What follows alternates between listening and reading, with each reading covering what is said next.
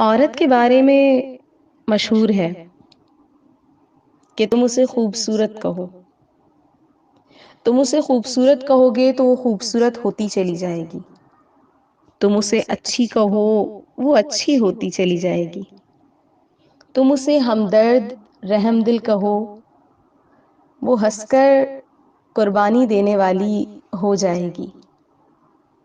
ہنس کر قربانی دینے والی کہتے جاؤ وہ ویسی ہی بنتی جائے گی. مگر جب تم اس میں عیب نکالتے ہو، چھوٹی غلطی کو بڑا بنا دیتے ہو، اس کے لباس، کھانے اور روزمرہ کے کاموں میں عیب نکالتے ہو، تو تم اسے دن بدن عیب دار کرتے جاؤ گے.